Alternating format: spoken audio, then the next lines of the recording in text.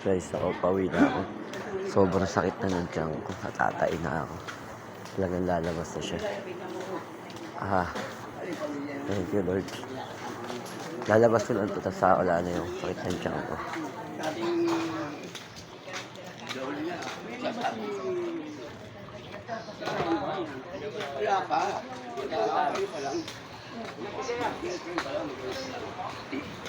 Dapat na ako sa banyo.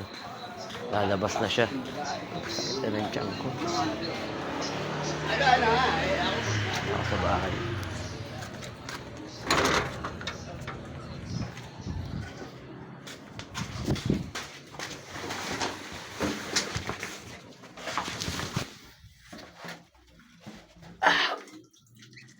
Grabe.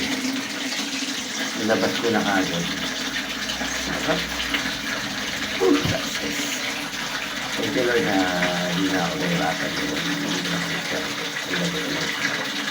Kaya sa mga taong mag-subscribe dyan, magado, nanginipis na kayo.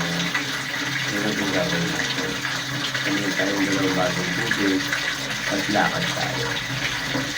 Sila po, mawawala na lalabas sa po natin yung natin.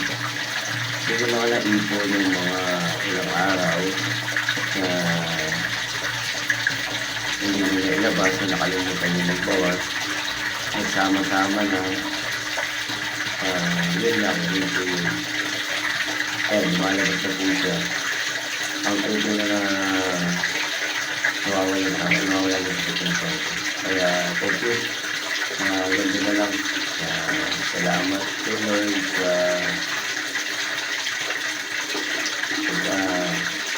nangyari sa akin na hindi ako nahirapan, hindi ako ano ko yung naisip ko, nagpapa-hospital, tulad na yung gagawa yung idea na paano gagawin natin. Hindi lang, salamat sa